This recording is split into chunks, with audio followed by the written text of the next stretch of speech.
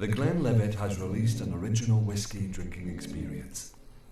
A collection of edible cocktail capsules made from seaweed, meaning no need for a glass, ice, or a cocktail stirrer. Yeah, one of the world's best bars. Yeah, when I think of single malt scotch, one of the things that comes to mind is Tide Pods. And I can't think of a better way to enjoy a good single malt than to chomp into a little baggie of pre-measured, maybe temperature-controlled scotch.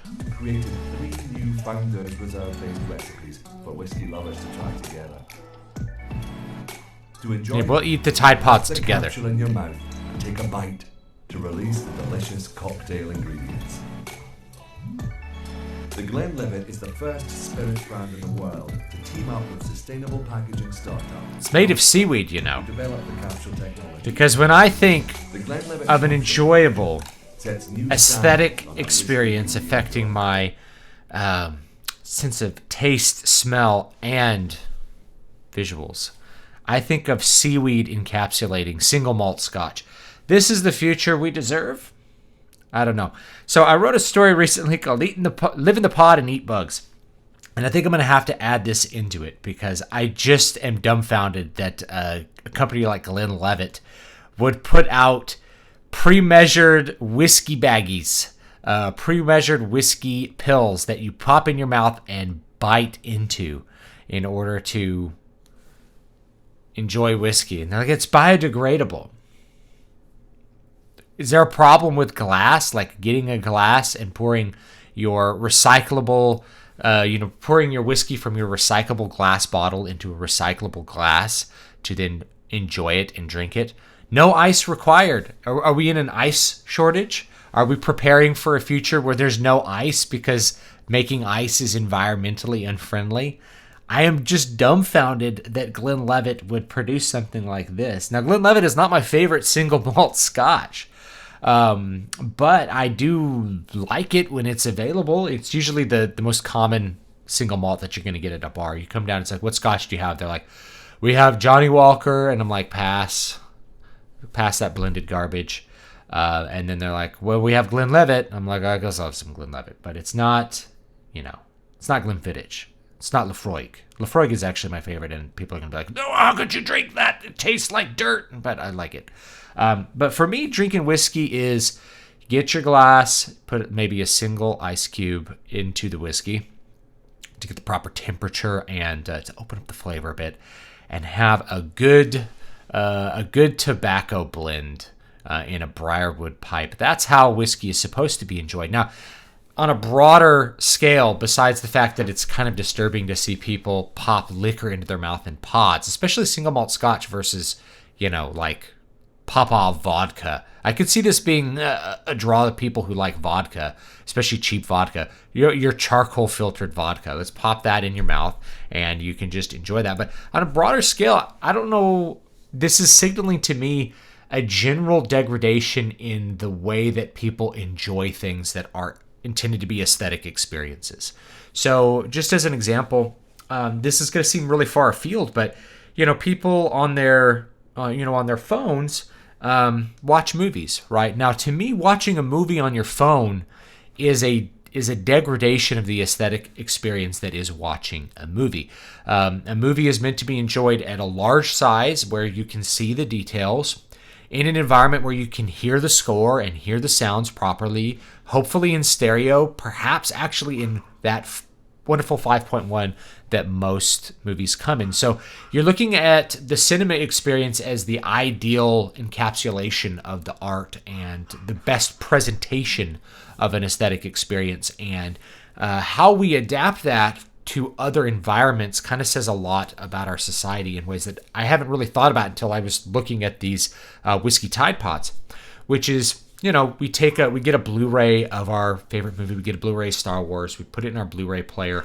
We watch it on a television. Usually that's going to be smaller in our perception of size than a movie theater. So, you go to the movie theater and things will fill up your vision. And if you have a TV, usually you're sitting kind of far back and it doesn't fill your vision up. Just as an example, when people sit far away from a TV or a movie screen, it's almost like watching it on a phone as far as how big you perceive the image to be. And you could test this sometime with your TV or at the movie theater. Go there and hold your phone up at the distance that you would normally look at a video on your phone and compare the two visual spaces, because if it's the same size as your phone, then there's really no reason to not watch it on your phone. But watching it at home on a big TV, that's not too big of a degradation of the presentation of a movie. But by the time you get to a phone and you're listening on like a mono speaker and it's very little and you're like squinting to see it, you're losing a huge amount, in my opinion, of what makes a movie a movie. And I think we see this in lots of different forms of art. You know, when we have if you're reading like a digital version of a comic book, you're losing a big portion of the presentation of what makes a comic book appealing and an interesting aesthetic experience. I think having a physical book that's with the pulp pages and the colors on it the correct way, opening it up and looking at it and reading it in that way, that's a different experience. Same thing with a physical book even. So an ebook kind of cues the pages up for you, but there's even something different about a book where you can look at it and look at the cover and maybe go back, and it's a different aesthetic presentation of the art.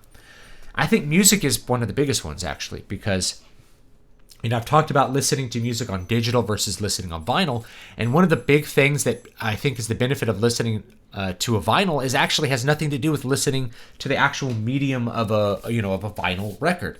It has to do with how you listen to the music itself rather than the medium. Because you can't listen to a vinyl in your car, you can only listen to it at home. You sit in your living room and you take out the record and you put it on your record player and you pay attention to the music as you sit and enjoy it. And even something like this, which maybe you can see or you can't, this is like a clear vinyl. There's an aesthetic presentation to the entire package, to seeing the vinyl in a big, in a big surface like this, and seeing how it's actually supposed to look, seeing the art. We've lost some of that when we listen to it on our phone because we don't see the art. It's on a tiny screen. We don't even look at it. We put it in our pocket, put the earbuds in. The earbuds are a suboptimal experience. So as you go down the list, you're going from suboptimal to suboptimal to suboptimal to suboptimal until you get a total degradation of the aesthetic experience.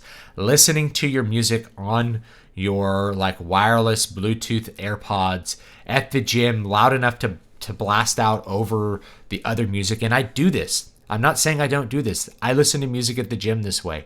It's not the same as putting on the actual record on your record player, paying attention to the music and hearing what it's actually going to be.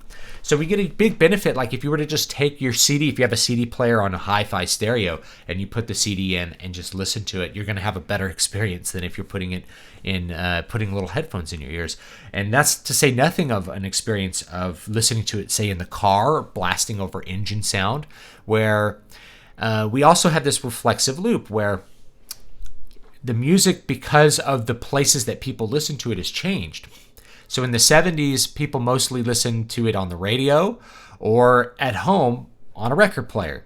Maybe you had an 8-track in your car, maybe not, but that wasn't maybe the prime place. But over the years, more and more people, they listen to music in their car all the time. They listen to music with earbuds in all the time, especially over the last 10 or 15 years. So when you're producing music, you now have to maximize the volume. You have to have it be very mono volume. Otherwise, people won't be able to hear the soft parts at all. Because if the music gets quiet, all of a sudden you can't hear it over the blasting pop music at the gym. You can't hear it over the roar of your engine. It's affected the way music has been produced. So the degradation of the presentation of the art ends up having a reflexive effect on the art and lowering, I think, the standard and the possibility for general effect for whatever the art is. It lowers it because of the fact that in order to meet the market demand, you produce the art differently. So this is kind of far afield from whiskey pods, but it's the same thing. Whiskey is an aesthetic experience, and so now you're degrading it. You're producing a suboptimal experience all the way down to where the experience isn't even there anymore. Like, yeah, you can get a taste of the whiskey, a taste of a cocktail, I guess, by putting it in your mouth, but it's not the same as making the cocktail. It's not the same as pouring single malt into a glass and enjoying enjoying a good blend of whatever tobacco you like to pair with that in a briarwood pipe. You're losing a huge amount of the presentation of it, and so it ends up being a lower experience. Putting whiskey in your mouth and just biting a pod, that's in no way is that going to produce anything close to an ideal experience of whiskey.